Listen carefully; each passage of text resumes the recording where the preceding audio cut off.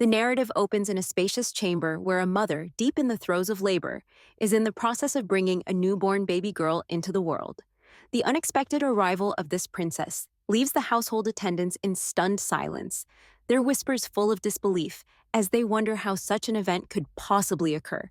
Even the mother herself appears taken aback, exclaiming that a daughter's birth within the Bosan royal family is wholly unforeseen. After all, tradition dictates that only boys should be born. In the midst of this commotion, the father strides into the room and, with unmistakable disdain, declares that a worthless being has been produced. At that very moment, a maid steps forward to remind him that the infant bears the mark of Narval, a portent which, according to lore, seals the fate of all such children to die at the age of 21. With that damning information, the father turns away, leaving as if his disinterest were complete, a living embodiment of indifference. Overcome by sorrow, the mother weeps and apologizes to her child for having brought her into a world so cruel. In response, the tiny infant reaches out a delicate hand toward her, a gesture that the maid interprets as a desire to remain close to the empress. Deeply moved, the empress enfolds her child in an embrace, tears flowing as she silently apologizes in her inner thoughts. The baby, with a quiet promise, assures her mother that once she masters speech, she will explain that everything will be all right.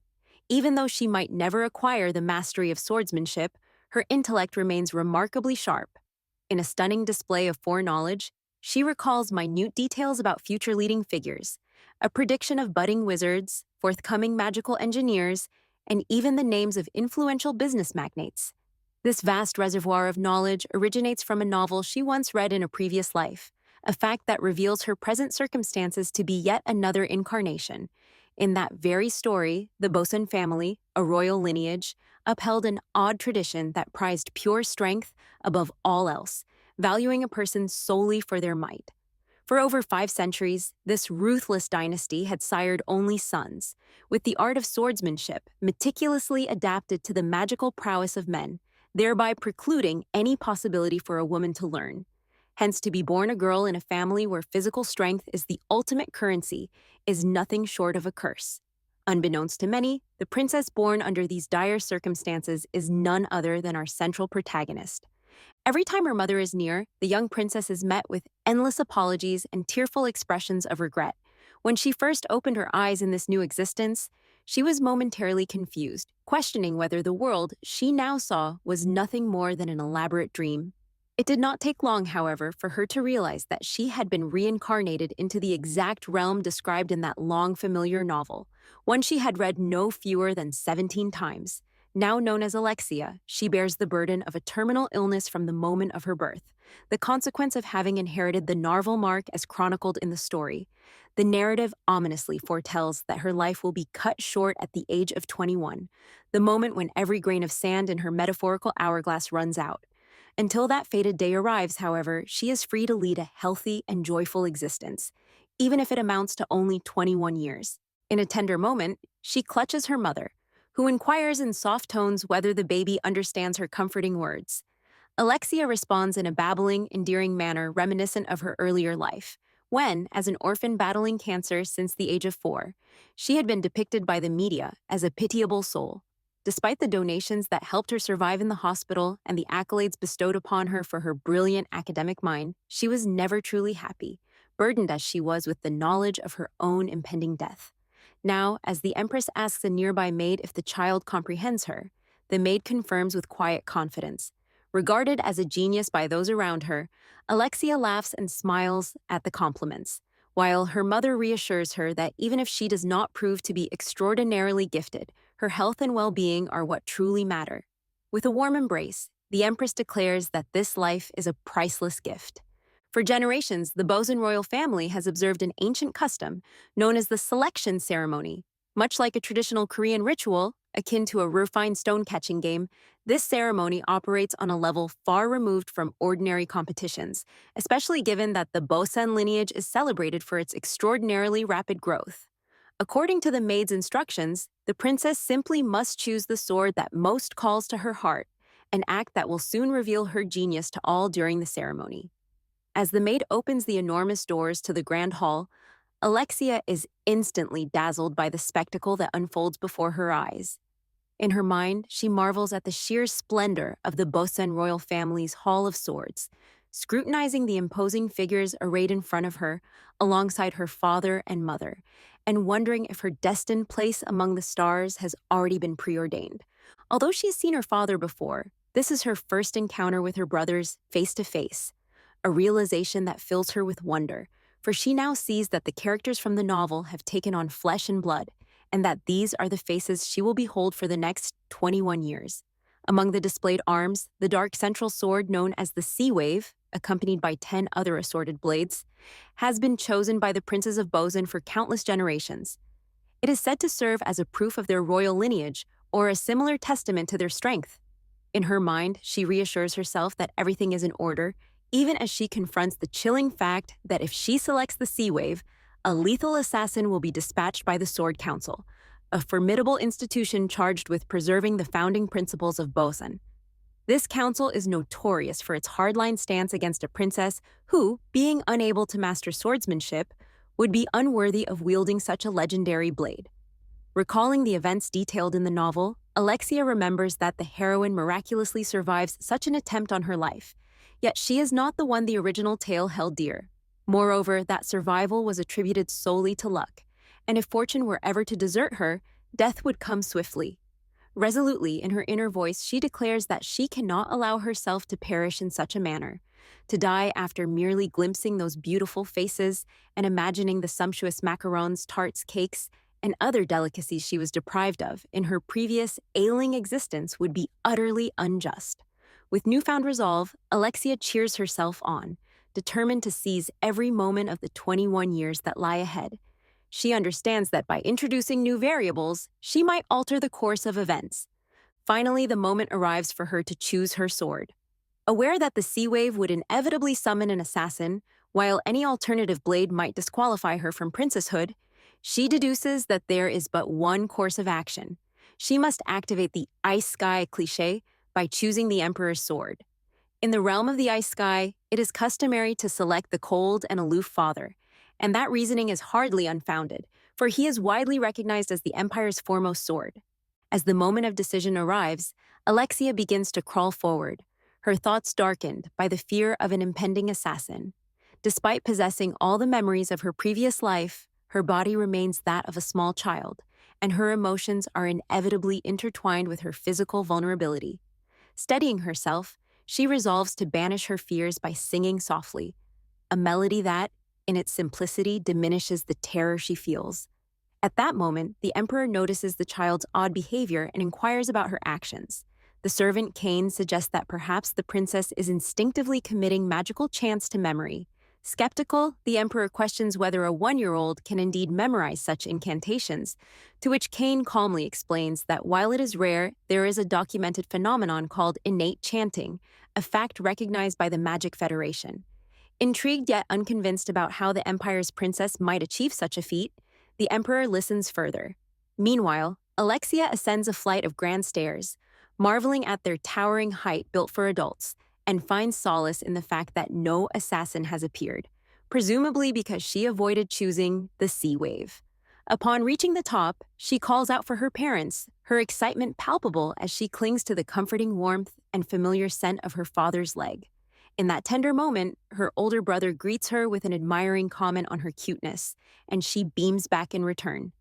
The third son chimes in with a playful remark, asking if he isn't cuter, to which the second son concedes that while he cannot compete in the realm of adorableness, Alexia outshines them both.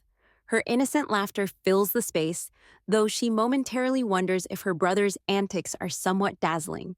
Observing the silent members of the gathering, those who missed the assassin's precise timing, she reflects that once the selection ceremony concludes, none of them will be permitted a single word, for they will have completed their grim duty.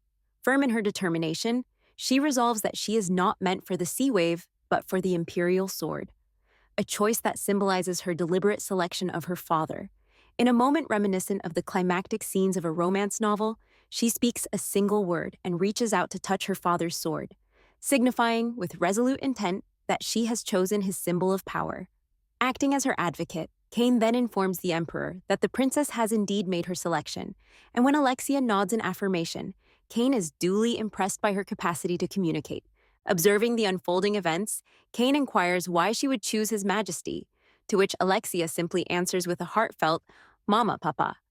This response causes Cain to chuckle as he turns to the Emperor, affirming that the princess's choice was indeed motivated by the fact that he is regarded as the Empire's mightiest sword.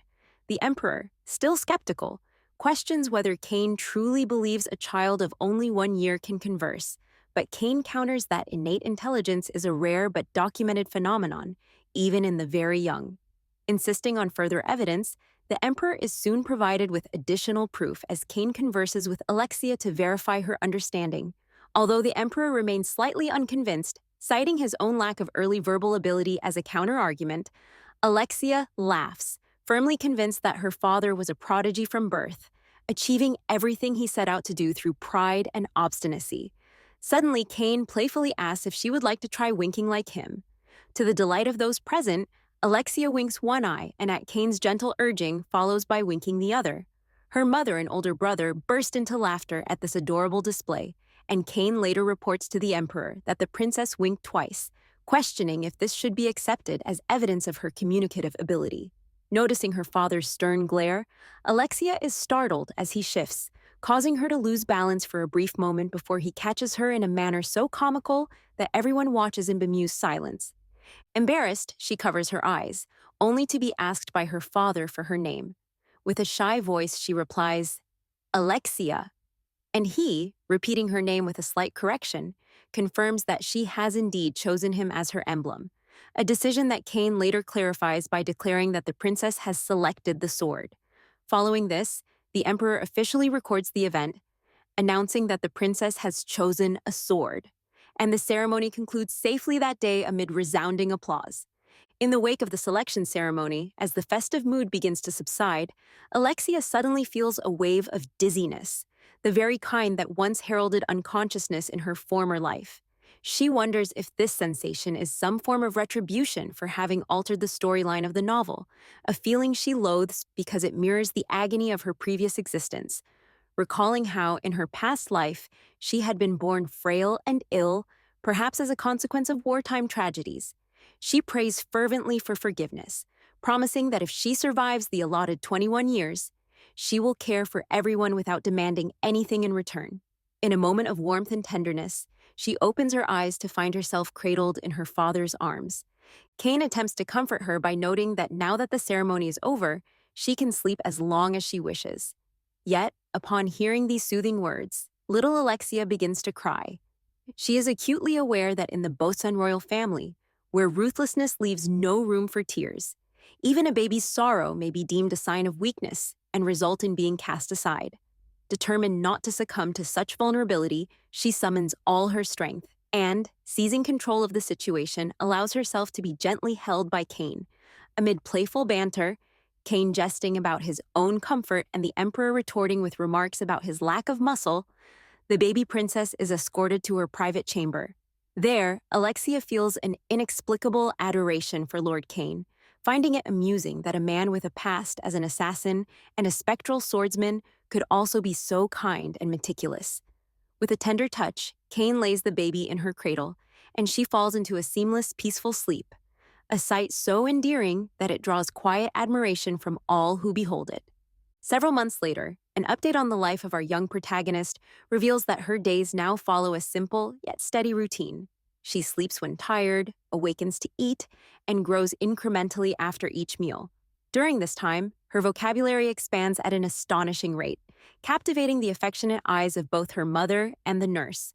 The nurse, impressed by the child's capacity to memorize magical chants, a feat almost unheard of even within the prestigious Modal Magic Federation, regards her as nothing short of a genius. Little AEL, as she is sometimes called, delights in the attention she receives, so much so that she even begins to perform push-ups, a remarkable accomplishment at her tender age, considering that many adults struggle with even a single push-up.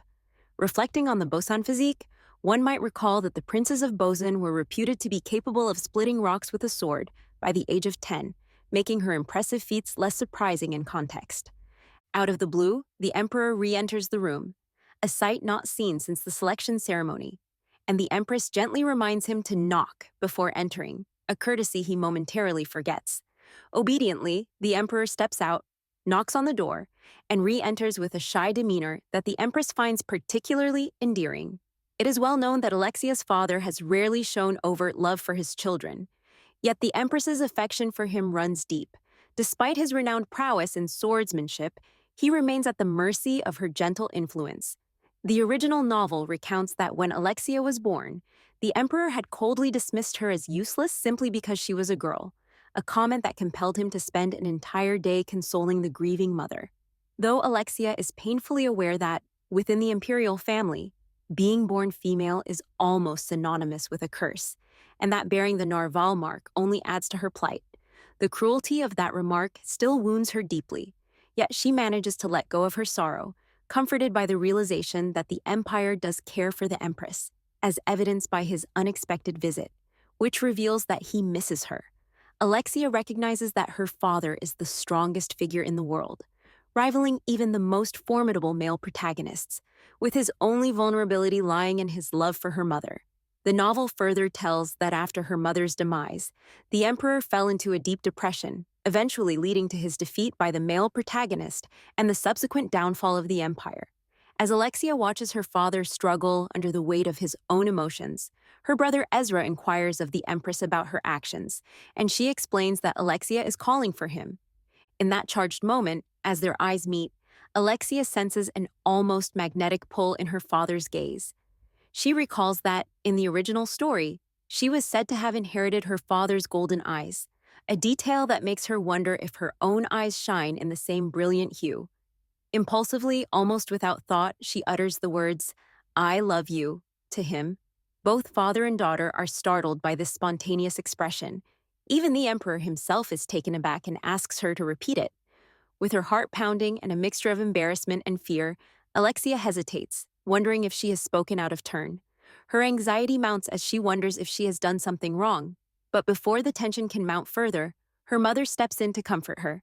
The Empress gently explains that the Emperor is not angry but merely reserved, encouraging Alexia to ask for a hug from her father.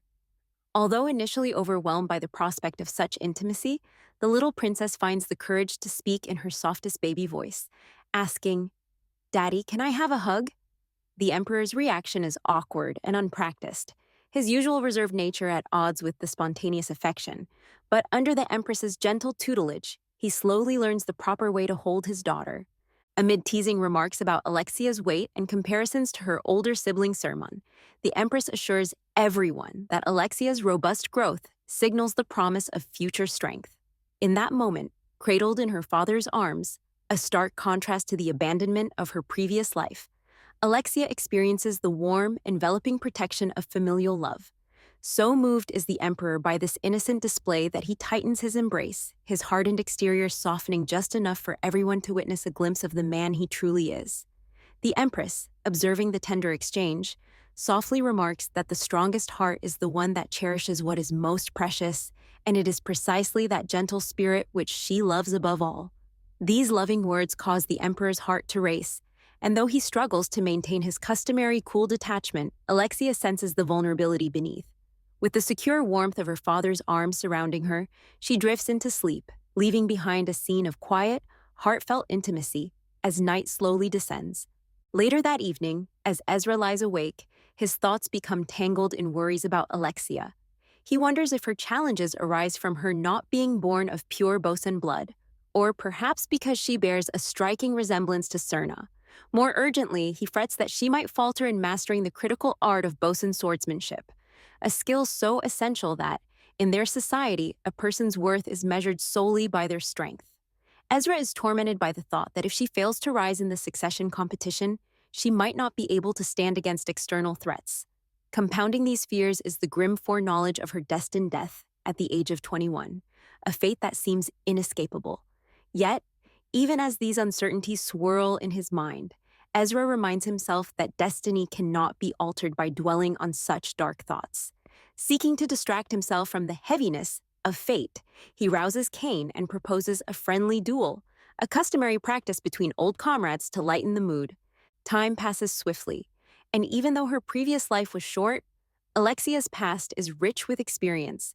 she resolves to make the most of every precious moment left in the 21 years granted to her, convinced that her rapid growth may indeed be a product of her Bosan heritage. Although her physical frame now resembles that of a 5-year-old, her ability to communicate with adults has improved markedly. One day, the maid announces that the Empress has come to see her. With excitement, Alexia confirms that she can now walk and even run with only occasional stumbles, thanks to her robust constitution that rarely leaves her injured. During a quiet afternoon tea with the Empress, an important new development is discussed. Lord Kane will henceforth serve as her primary teacher, marking the beginning of her formal lessons. Her mother advises her to remain steadfast in her morals and approach her studies with unwavering dedication. Curiosity piqued, the little princess inquires why Cain, rather than the esteemed Moab, has been chosen to guide her. The Empress explains that Moab is no longer employed by the royal household, a fact that leaves Alexia puzzled since, according to the original narrative, Moab was a venerable educator from a prestigious Bosan teaching family who had instructed the princes for generations. Seeking clarity, Alexia turns directly to Lord Kane with her questions. This arrangement pleases her immensely, as she has always cherished the time spent with Kane, not only because he is a master swordsman from a magical lineage, but also because he possesses the ability to wield magic, including the wondrous flying spells that have always delighted her. When Kane arrives at the palace, he greets both the Empress and Alexia with warmth. Overjoyed by his presence, the little princess leaps from her seat and rushes toward him in a joyful reunion. With the Empress soon departing to attend to other matters, Kane is entrusted with caring for Alexia, who immediately seizes the opportunity to ask him why he has been appointed her teacher. In her innocent confusion, she remarks that she had always assumed her teacher would be Moab, the renowned educator from a long line of Bosan instructors. Kane, with playful mock indignation, teases her by suggesting that perhaps she cares only for Moab and not for him, even feigning hurt with a few theatrical tears. Yet Alexia sees through his act, a fact that impresses him, and prompts him to praise her as amazing and skilled. Not fully understanding these words, she accuses him of deliberately using difficult language and warns that if he does it again, he will turn into a bad beetle. Amused by her candidness, Kane promises that he will refrain from such wordplay in the future. After their lesson concludes, Kane seeks an audience with the Emperor to discuss the astonishing events of the day. He explains that Alexia has demonstrated a surprisingly mature understanding of the concept of death and remarkably remains composed despite being barely 3 years old. The Emperor, visibly taken aback, struggles to comprehend how such awareness could exist in a child. Kane further reveals that the princess remembers every word spoken since her birth, a fact that compels him to ask if the Emperor truly once called her useless when she was born. With some reluctance, the Emperor admits that he did utter those harsh words, a confession that surprises Kane.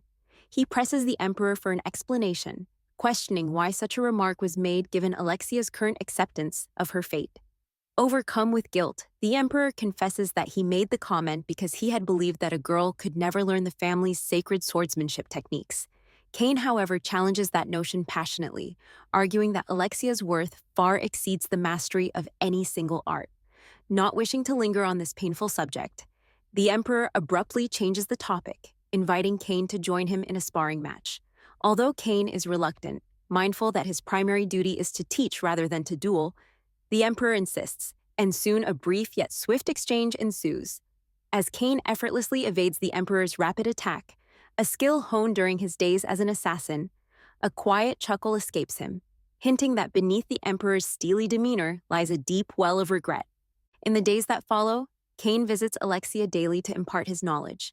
Although the princess is initially disappointed at the thought that she will never master the art of the sword, she soon discovers a wealth of other subjects to explore.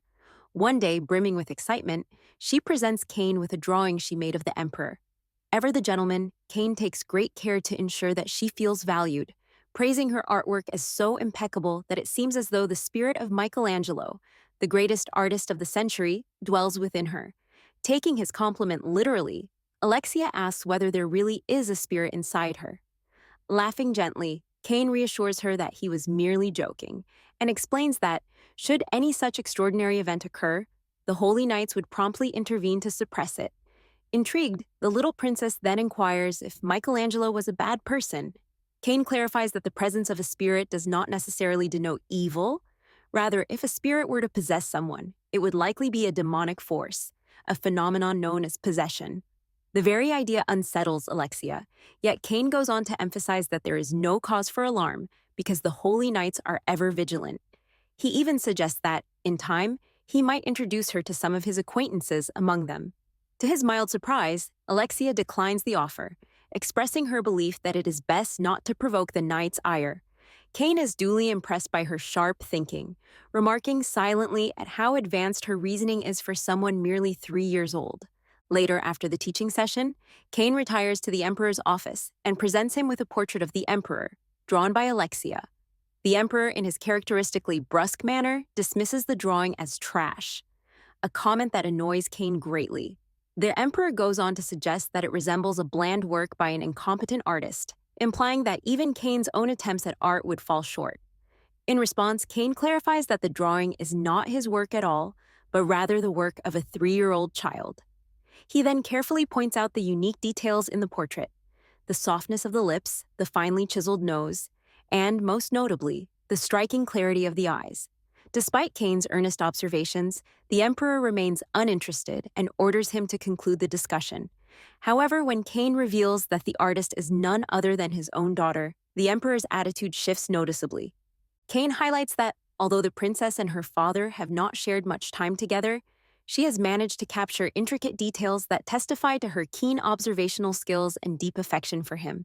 This revelation softens the emperor's harsh stance, and he then teasingly asks Kane if perhaps he is jealous of the love the princess shows him.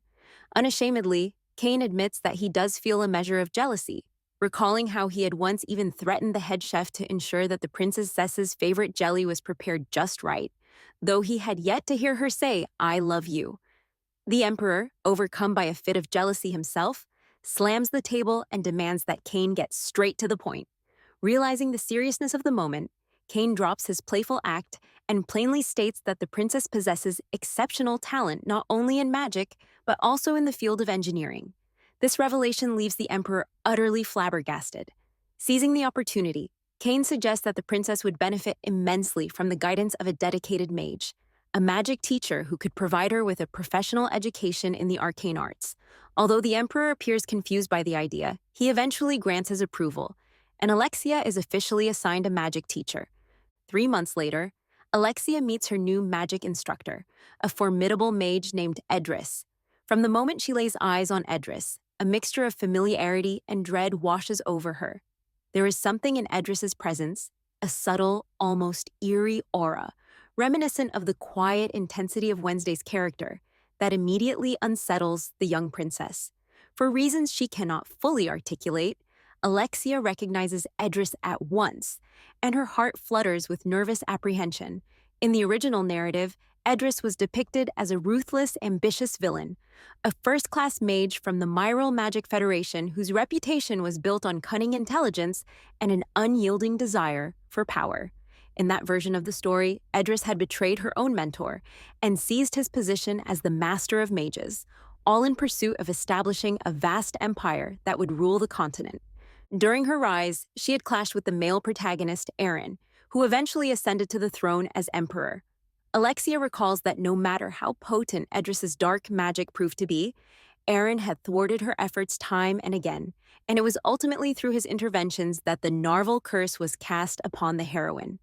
Yet even these memories are now blurred, for in her previous life, the heroine's demise had shocked everyone, only to later be complicated by the startling revelation that the heroine was, in fact, a dragon, a twist that no reader had ever anticipated. In this world, dragons are revered as the true masters of magic, regarded as the originators of all magical knowledge, and uniquely capable of nullifying the dreaded Narval mark.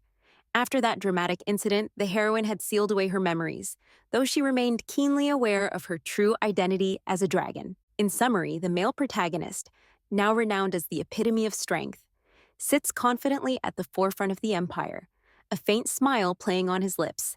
The little princess is fully aware that her life is an intricately woven tapestry, a story so complex that even the strongest female figures might struggle to unravel it. Moreover, with another 18 years yet to unfold, Alexia finds herself baffled by the premature appearance of a villainess, a character who has emerged even before the introduction of the original narrative's key elements.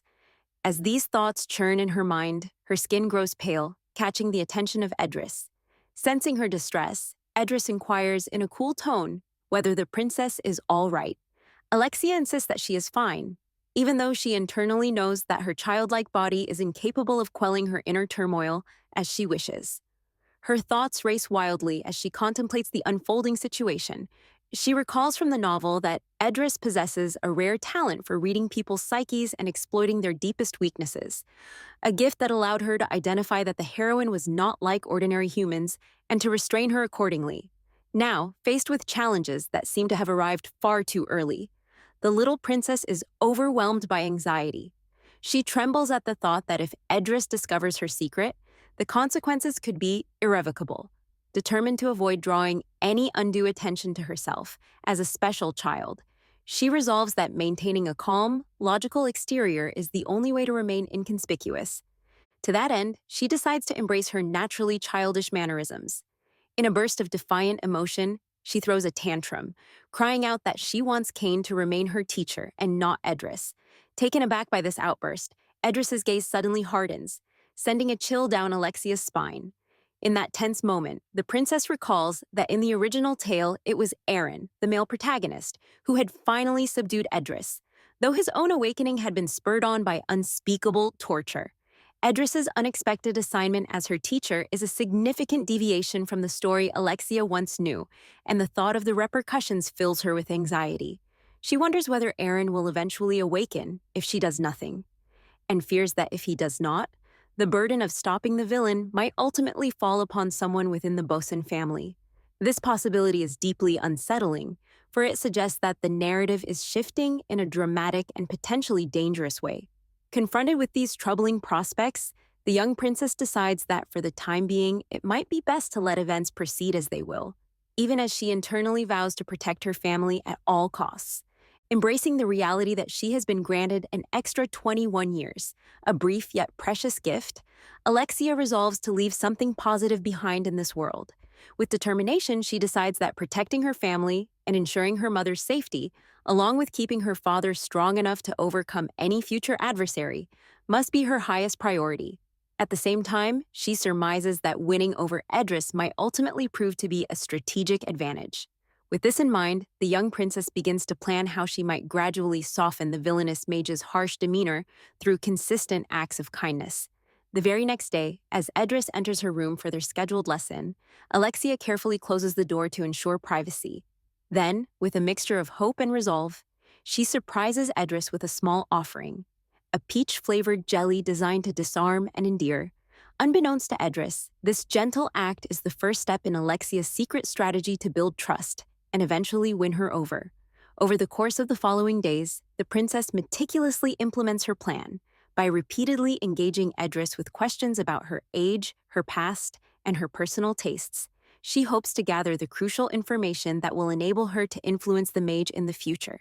Initially, Edris is taken aback by the intensity of the little girl's interrogation, but she soon begins to answer, revealing that she is 22 years old and was named after a flower that once blossomed in her village. Edris explains that she began studying magic at around the age of 7, and although she professes little interest in food, especially greasy fare, she nevertheless maintains a disciplined regimen. A few days earlier, Edris had even broached the subject of the Narvel curse with Alexia, fully aware that the princess understood its ominous implications. As the conversation unfolds, Alexia ponders whether Edris's interest in the curse is driven by personal research or something more self-serving.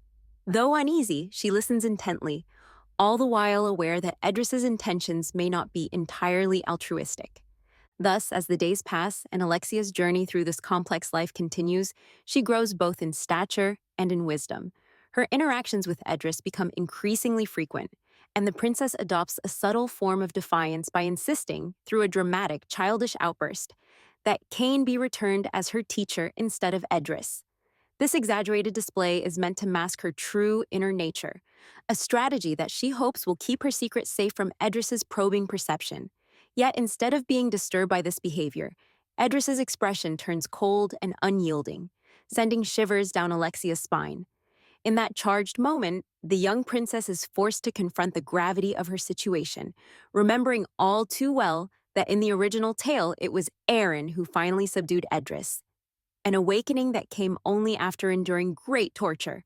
The fact that Edris has now been assigned as her teacher is a significant departure from the story she once knew, and the implications of this change fill her with unease.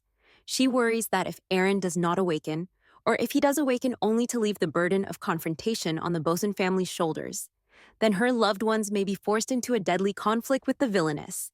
This possibility makes her heart race with apprehension, yet she also resolves that, for the time being, it is best to let events unfold naturally, while she quietly prepares to protect those she holds dear. In the days that follow, Alexia embraces her remaining 21 years with a renewed determination to make a positive impact, no matter how brief the time may be. She resolves to use every moment to safeguard her family, and she dares to believe that winning over Edris through genuine kindness might eventually tilt the scales in her favor. With each tender act, such as offering peach-flavored jelly or engaging in heartfelt conversation, she hopes to chip away at the mage's cold exterior. Though Edris's responses remain guarded at first, the little princess persists, confident that her natural charm and sincerity will eventually build a foundation of trust. Her strategy is methodical and patient, for she knows that altering the course of fate requires time, effort, and above all, a steadfast commitment to love. And so, as the teaching sessions continue and the shifting dynamics within the palace become ever more intricate, the young princess navigates her extraordinary life with a blend of innocent wonder, precocious intelligence, and careful strategy. With each passing day, she grows, not only in physical stature, but also in emotional wisdom, resolutely determined to use her unique talents in magic, art, and engineering to defy the grim predictions of her past. In the background, the watchful eyes of family members, mentors, and even potential adversaries observe her progress with a mixture of skepticism and hope. Though her future remains shrouded in uncertainty, one thing is certain. Alexia is resolved to make every moment count, to challenge the cruel dictates of Bosan tradition, and ultimately to leave behind a legacy defined by compassion, resilience, and quiet defiance in the face of fate. "What sort of curse do I have?" Alexia began, explaining that the malediction afflicting her was the very one destined to claim her life when she reached adulthood. In response, Edris inquired of the young princess whether she truly understood the nature of death. Alexia admitted that she was well aware of death's inevitability, and precisely because of that awareness, she was determined to create cherished memories with those she loved, so that when her time finally came, regret would be kept at bay. Shocked, Edris pressed on, asking if contemplating death filled her with dread or sorrow. Alexia acknowledged that indeed it did bring sadness. Yet she maintained that her life itself was a precious gift. In fact, she confided that meeting Edris was also a gift for her, and she silently admitted that, had their encounter occurred 20 years later, it might have been far more terrifying. For that reason, she felt immense relief and gratitude that fate had allowed them to meet now. Almost immediately, Edris's prolonged silence captured Alexia's attention. Glancing toward the mage, she discovered her in tears, an image that left her utterly baffled.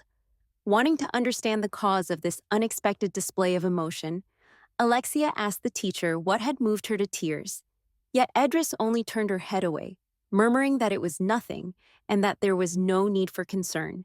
Still, Alexia found the situation peculiar, remembering that according to the novel's account, such an occurrence was out of character. In the story, Edris was celebrated for her skill in disguise and performance, and these tears appeared to be yet another act. Concluding that Edris must be merely putting on a show, Alexia mused that, had she not been familiar with the narrative, she might have found herself in serious trouble. Nevertheless, the mage eventually broke her silence with a voice laden with sorrow as she implored the princess not to remain calm about death, promising instead to shoulder that heavy, frightening burden together with her. This almost villainous declaration touched Alexia's heart, and she quickly bounded toward Edris to embrace her.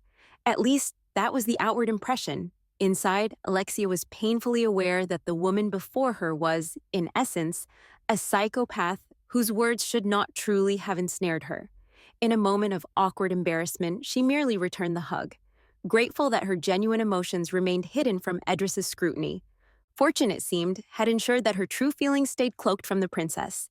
In the novel's version of events, Edris eventually exacted her revenge on Wilhelm and ascended to the highest echelon of the Myral Federation as the Master of Mages. Yet her journey was far from smooth. Many of Wilhelm's loyal followers among the mages persisted in their opposition, and being branded a traitor for slaying her own teacher served only to undermine her authority. At that time, Edris had but one recourse. She had to externalize the inner turmoil festering within her. By channeling her overwhelming magical abilities, she gradually expanded her power base, winning the recognition of both the mages and the members of the Magic Federation. Ironically, the only moments that brought her genuine joy were those filled with warfare and conquest, which ultimately became the sole purpose of her existence. This, then, is the story of the nefarious Edris, a narrative which RMC now understands must never be taken at face value simply because of Edris's warm and inviting exterior. Soon afterward, the scene shifted to show Edris in the role of teacher, instructing Alexia in the ways of magic. After concluding her lecture, Edris closed the book and announced that, from that moment forward, they would approach magic with the utmost seriousness. She reminded the young princess that, though she was still very young, her environmental circumstances differed greatly from those of children in the Merodio Federation. Reassuring her, Edris explained that although magic might initially seem strange and even intimidating, it was far less daunting than it appeared.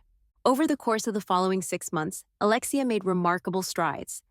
Edris was seen guiding her step by step, teaching her how to harness her mana and concentrate her magical energy upon a stone placed before her.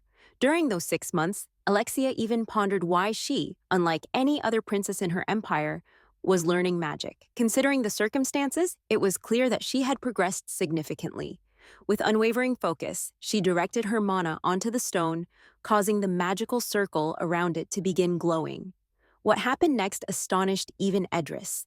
Alexia succeeded in forming a barrier around the stone, and not just any barrier, but one that was surprisingly robust. Although Alexia had only mastered the basics of magic, accomplishing such a feat in just half a year was nothing short of extraordinary. What made the moment even more remarkable was the barrier's display of 5 shimmering colors, a phenomenon Edris had only ever read about in theory. Witnessing it in person for the first time left her in awe. Intent on discerning whether Alexia's success was due to true mastery or mere luck, Edris challenged her further. She asked the princess to imagine the stone levitating and to concentrate on making it float. Alexia obeyed, and with remarkable precision, she caused the stone to hover in midair, leaving Edris utterly astounded. Achieving such control typically took an entire year of dedicated practice. Finally, Edris pushed the test one step further by instructing Alexia to move the stone while keeping it aloft. Despite gathering every ounce of her energy, Alexia faltered and failed in her attempt to shift the stone. She wondered if perhaps she had momentarily lost focus while speaking. Even so, the process had brought her joy, and she eagerly asked Edris if she could try again. After a brief, thoughtful silence, the teacher declined her request.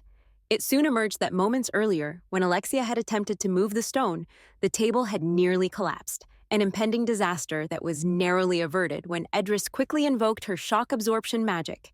Edris observed that even though Alexia was not yet able to fully control her power, her mana reserves were extraordinarily high. She suspected that if her hypothesis was correct, the princess might indeed be a natural-born prodigy in magic. Time passed, and before Alexia realized it, she had reached the age of 4. Still, the lessons with Edris continued even after that milestone, though Edris's teaching methods grew noticeably stricter and her tone more severe. Even in the midst of lectures, whenever Edris mentioned death, Alexia's face contorted with fear, a reaction that reminded her of the cautionary words Edris once used in the novel when warning her intended prey. The narrative then shifts dramatically as we see Edris entering her private chamber. She methodically set blindness and silence spells around the room's entrance. Yet what happened next was wholly unexpected. Clinging to her pillow, Edris suddenly screamed about how irresistibly cute Alexia was. So much so that the sheer cuteness had overwhelmed her mind. She marveled at how such overwhelming adorableness could captivate someone like the prince. After a moment of frantic exclamation, she managed to regain her composure and calm herself. realizing that since Bon was already infatuated with her, she needed to keep a clear head. Edris reflected that Bon was the kind of man who might overlook even a serious transgression committed by the princess. For that reason, she resolved to become an even stricter person, for exceptional talent at such an early age had the power to consume a person. Flashbacks of Edris's own childhood soon interspersed the narrative. She recalled a time when a boy named Riven had pushed her aside after she had rejected his proposal. Edris narrated that her early life was steeped in hardship. Abandoned by her parents and forced to grow up in an orphanage, she struggled to adapt because of her timidity. After she had turned down Riven's confession of love, he, along with his group, began to bully her relentlessly, a bullying that no one dared oppose, given that Riven was physically larger and stronger than his peers. Even the orphanage teachers, who despised any form of commotion, offered her no support. Over time, however, she developed a hardened indifference to such mistreatment. Then, one day, a magician who recognized her innate magical talent sought her out. That day marked the first time in her life that she felt a glimmer of hope. The man who later turned out to be Wilhelm, the chief magician of the Myral Magic Federation, adopted her and treated her as if she were his own daughter. Yet even as she was captivated by this small ray of hope, nightmares soon resumed. Wilhelm, whom the world revered as an angel, turned out to be nothing more than a madman with two faces, a hideous beast masquerading as human.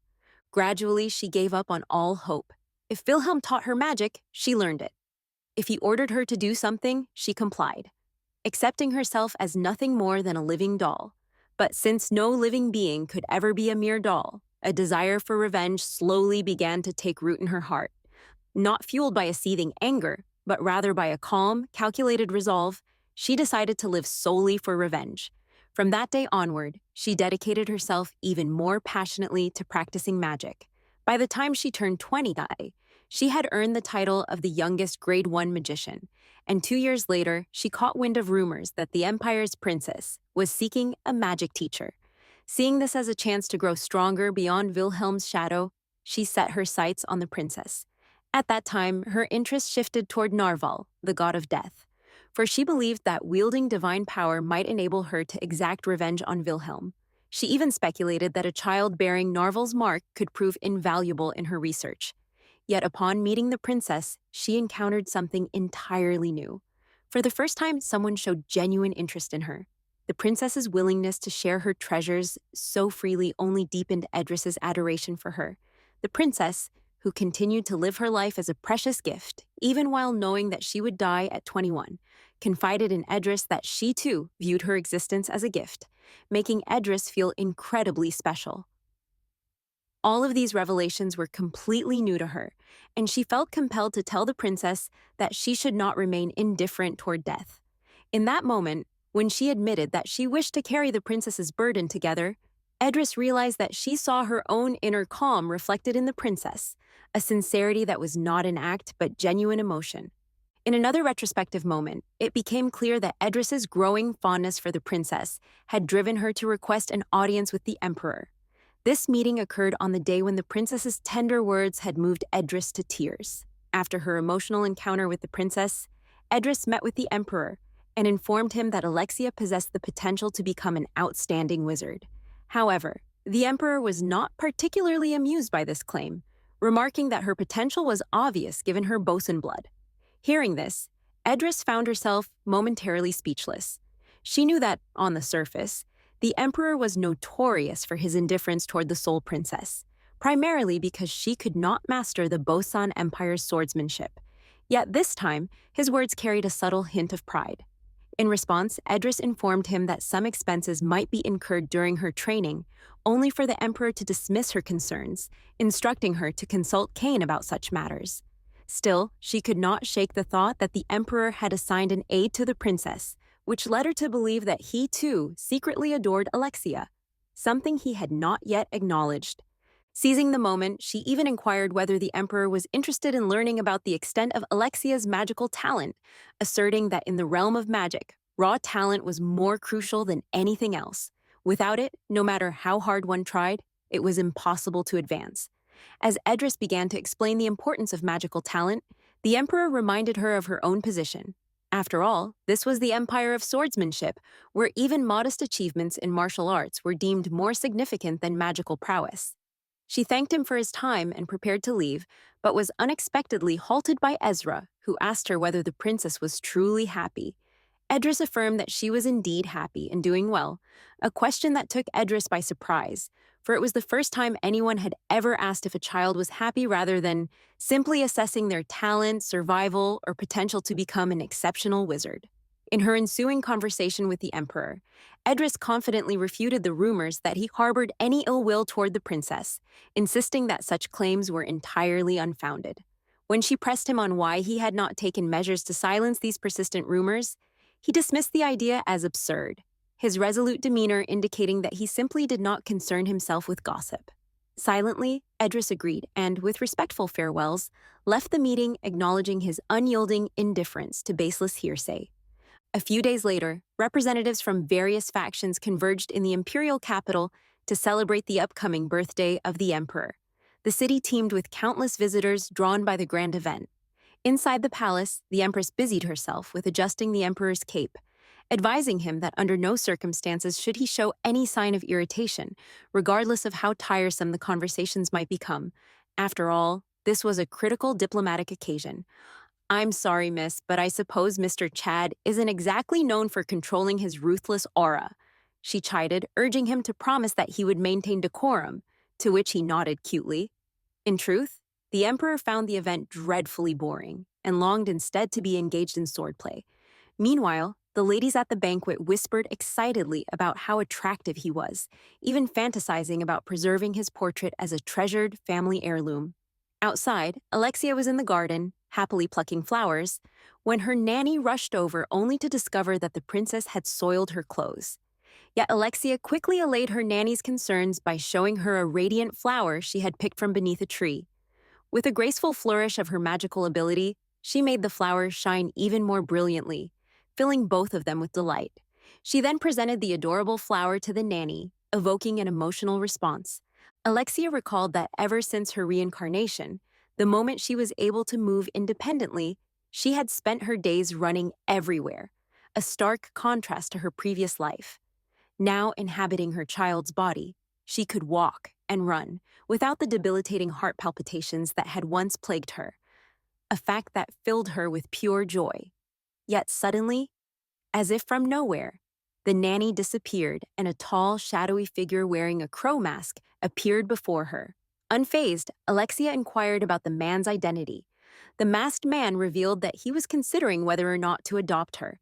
In response, Alexia countered that she already had a father, none other than the emperor of the kingdom. The man, clearly skeptical, burst into laughter, insinuating that if she were truly a princess, her isolation here would indicate that she was both unwanted and unprotected. Then, with a chilling tone, he commanded her to accompany him. When Alexia asked whether he intended to kidnap her, he dismissed the notion, assuring her that his aim was merely to train her into becoming a powerful magician, insisting that there was absolutely no reason for her to fear him. After hearing his bland, obvious bait, Alexia remarked simply that he did not seem very smart. Intrigued, the man asked if she knew who he was. Assessing the situation, Alexia observed that his freedom to roam the palace suggested he was an invited envoy, and his formidable magic, capable of making her nanny vanish with a mere gesture, indicated that he specifically sought out children with extraordinary magical talent. Drawing from these observations, she deduced that there could be only one person who fit that description, Wilhelm, who was not only Edris's stepfather, but also a renowned magician in the Mural Magic Federation. The man, however, denied being Wilhelm, thanking her for the confusion. Without warning, Bon arrived to rescue Alexia, launching a surprise attack from behind and thrusting his sword into the masked man's chest. In the ensuing chaos, he rescued the nanny and swiftly took control of the situation. To his astonishment, however, his sword did not injure the masked man at all, revealing instead that he had struck a mere magical projection rather than a genuine body. Undeterred, Bon held the sword to the projection's neck, declaring with a touch of sarcasm that the man would not leave without leaving behind some evidence. "I'll soon locate the real body so we can have a proper conversation," he announced, and then decisively slashed the head off the projection, resolving the immediate crisis. Turning his attention to Alexia, who had remained remarkably calm despite her tender age, Bon asked if she had been frightened during the confrontation with the masked man. Alexia replied confidently that there was no need for fear because she knew her teacher, Bon, would always save her. Moved by her words, Bon became emotional and wrapped his arms around her tightly. Even in that warm moment, she playfully teased him, remarking that he did not have to use such cool, dramatic words while swinging his sword so fiercely. Bon feigned a note of sadness, but Alexia reassured him that regardless of his theatrics, he looked impressive, and she hugged him again. Later, she asked Bon whether the masked man who had attempted to abduct her might be Wilhelm. Bon reassured her that although the man's identity was currently unknown, he would soon uncover it. With that assurance, he summoned the knights to guarantee Alexia's safety and resumed his patrol. The princess then decided to return to her previous activity of playing with flowers, realizing that one advantage of being in a child's body was the ability to quickly forget even frightening events. She gathered more blossoms and fashioned a ring for her father, even though her nanny explained that he was presently busy with a banquet. Determined, Alexia resolved to go to the palace to see her father. Upon arrival, a guard stopped her at the entrance, failing to recognize her as the princess, remarking in a tone reminiscent of asking a principal to show their identity card. Undeterred, Alexia declared firmly that she was indeed the princess of the Bosan Empire. For a moment, the guards appeared confused, and Alexia suspected they might be joking with her.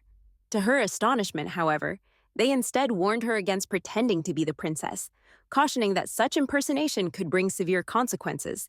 Confused by their inability to recognize her, yet understanding that she was not well known, Alexia instructed her nanny to lower her down.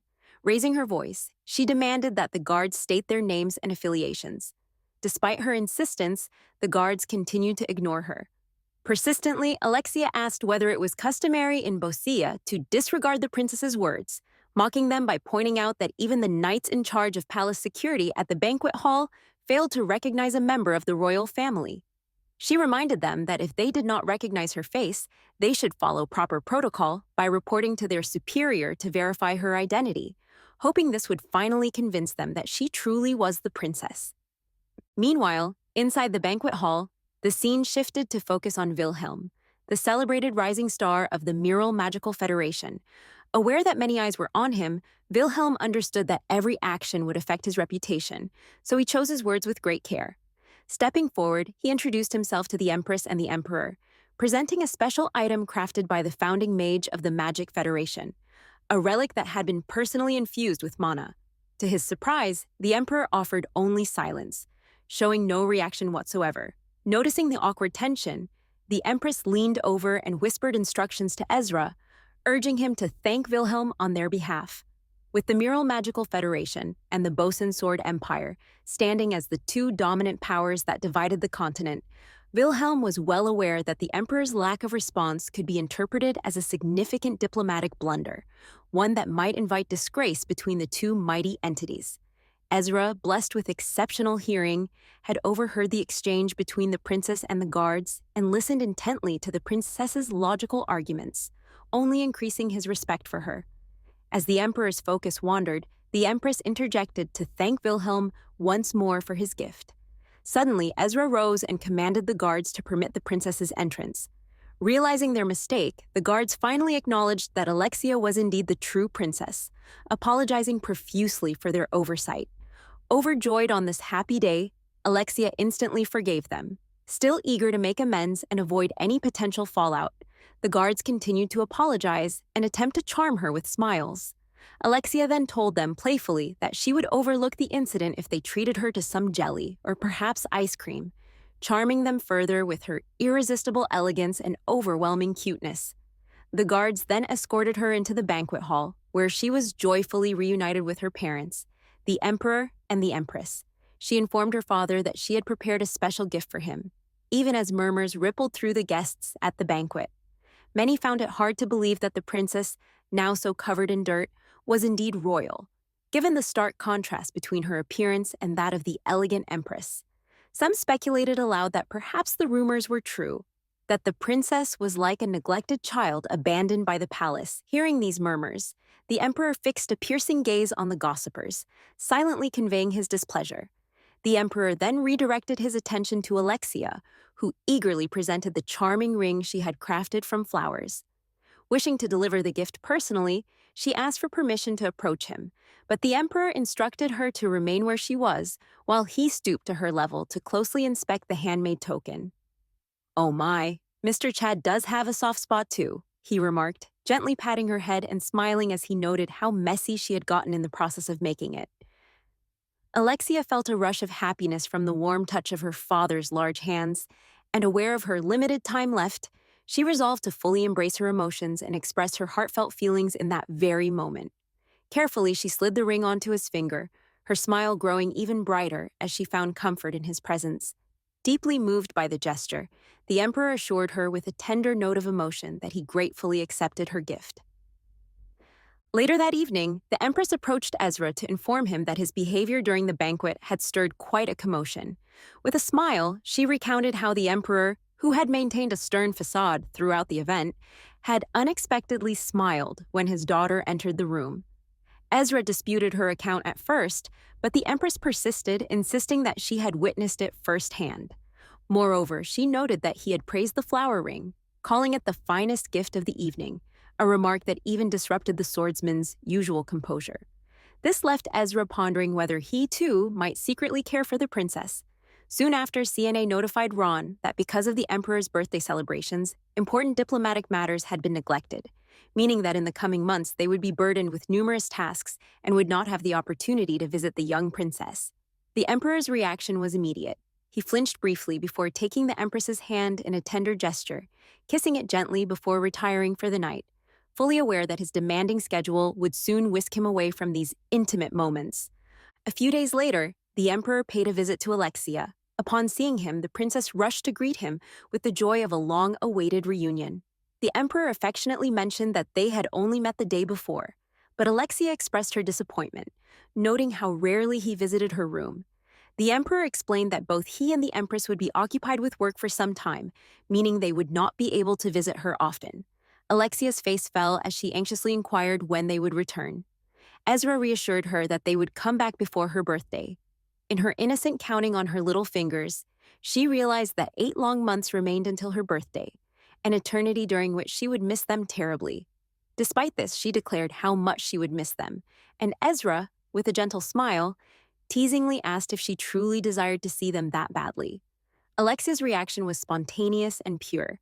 She began jumping and stretching her arms, affirming with all her heart that she would miss them immensely and was eagerly awaiting their return. Witnessing her deep affection, the emperor felt his heart swell. Initially, he opened his arms to embrace her, but then hesitated, instead gently patting her head and assuring her that he would do his best to return quickly, especially for her sake.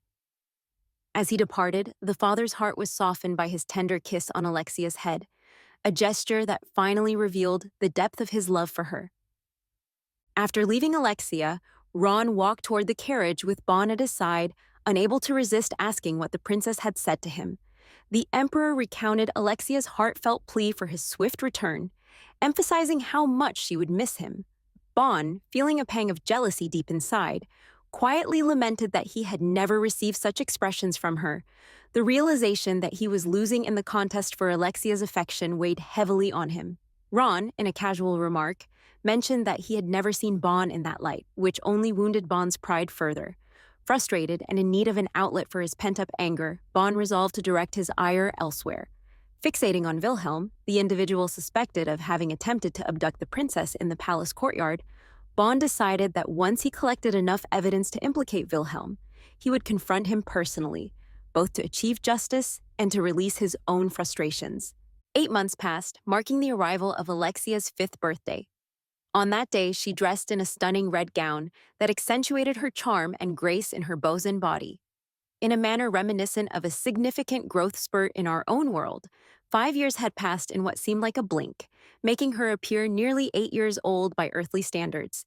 She now expressed herself with remarkable clarity and had grown accustomed to her physical form, despite the inescapable truth that her remaining days were numbered. On the surface, everything seemed relatively joyful, even on her birthday, though there was still no word from her parents, who must be occupied with pressing matters. Her nanny stepped in admirably to celebrate the occasion, striving to fill the void left by her parents' absence, and together they shared moments of genuine happiness.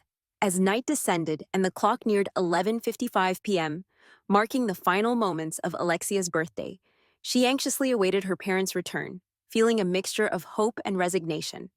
Finally, the young princess decided to light the candles on her enticing cake. With a graceful wave of her magical ability, Alexia effortlessly ignited every candle on the cake.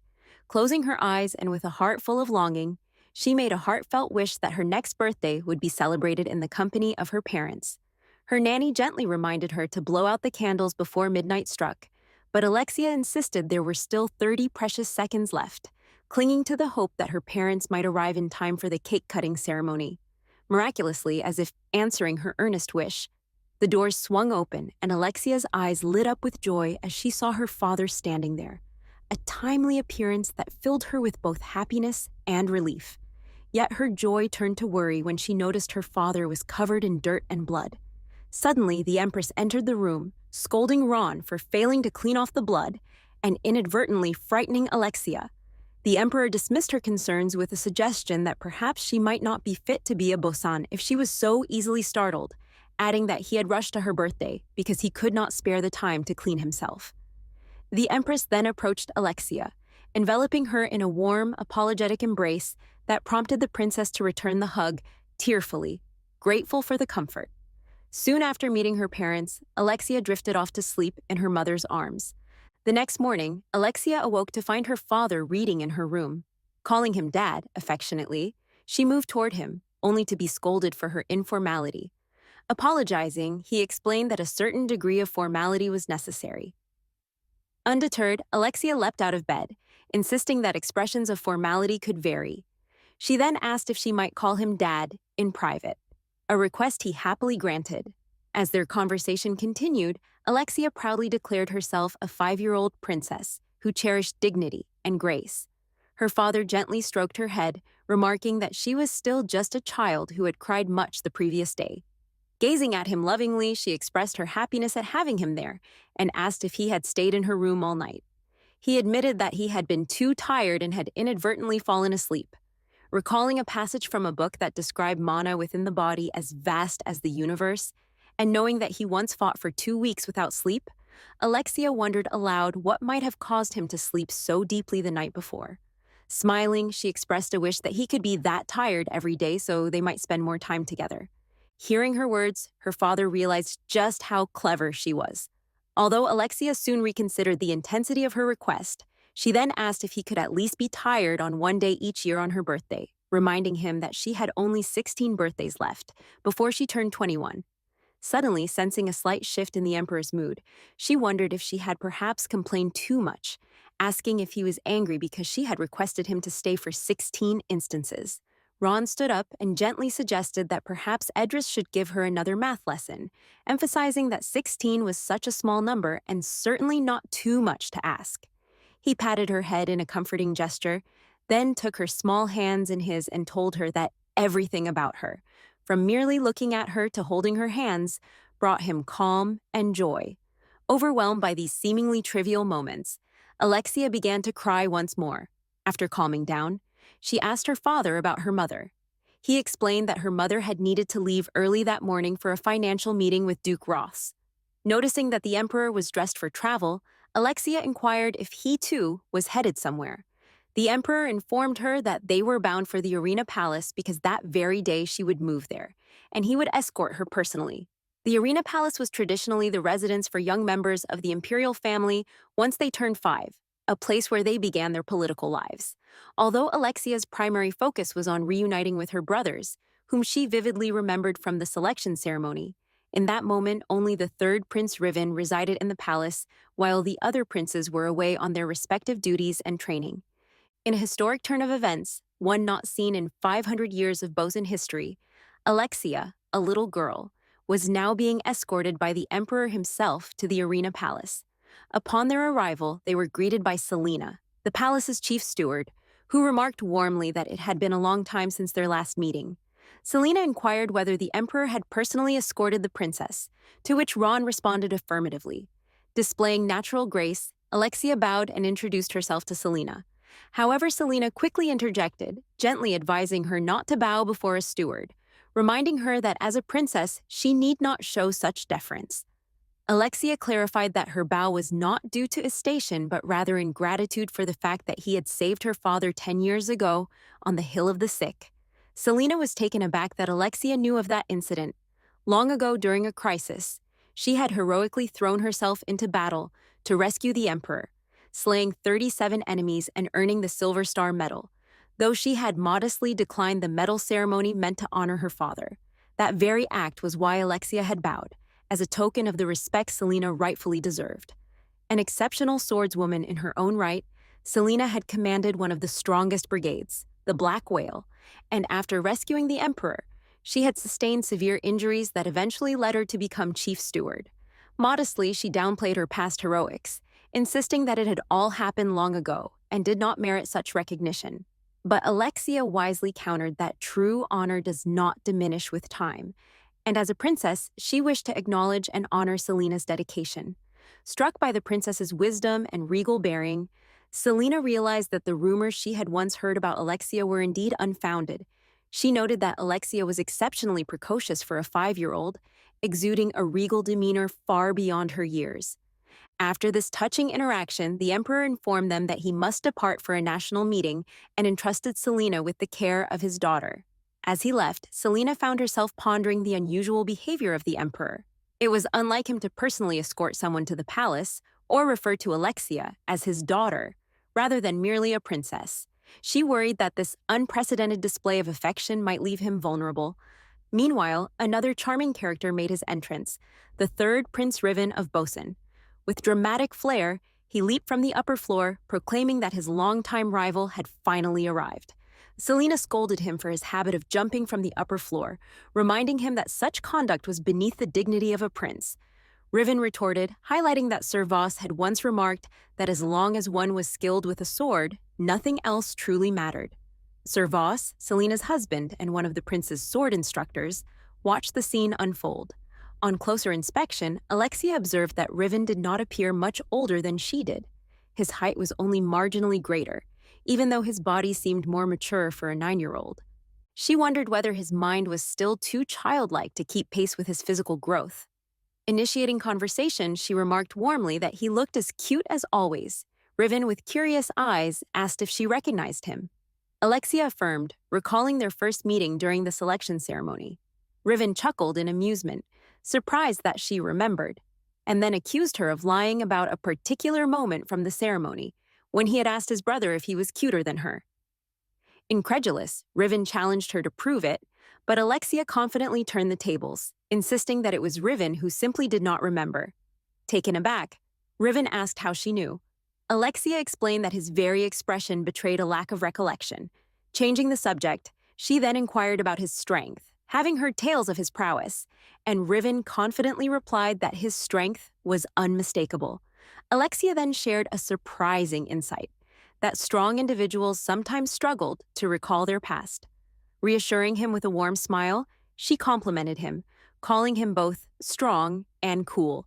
The unexpected praise caused Riven to blush with delight, and he promised to introduce her to a friend next time. Observing this exchange, Selena found it hard to reconcile the typically combative nature of the third prince with the unusually gentle behavior he exhibited around Alexia, and she wondered just what sort of princess could have such an effect on him. A few days after Alexia's arrival at the Arena Palace, although her residence had changed, her daily routine remained largely the same, save for one notable addition. During a teaching session with Sir Voss, the Bosan swordsmanship instructor, a special teacher was introduced. He explained to Alexia a perplexing restriction. As a princess, she was forbidden from learning blow-in swordsmanship, and as a Bosan, she was precluded from studying any other form of swordsmanship. Instead, he suggested they merely play house. Overhearing this, Selena immediately chastised Voss for his frivolous remarks with the princess, firmly reminding him that their focus should remain on the rigorous practice of swordsmanship and not on silly antics. She further reproached him for losing track of time, which had consequently delayed Riven's training session. Alexia watched nervously as Selena delivered this stern lecture to her husband, feeling quite intimidated by the intensity of her anger. Suddenly, Riven burst into the room in his characteristically rushed manner, insisting that he wasn't late due to forgetfulness, but rather because he had been held up by Sir Voss's playful distractions. With a characteristic smirk, he added that he was not late simply because he had intended to be, joking that he was delayed by a little creature perched on his shoulder. Riven then introduced Alexia to this curious animal, resembling a honey badger, and explained that it was the friend he had mentioned earlier. He boasted that this small creature had once fearlessly taken on a lion and emerged victorious.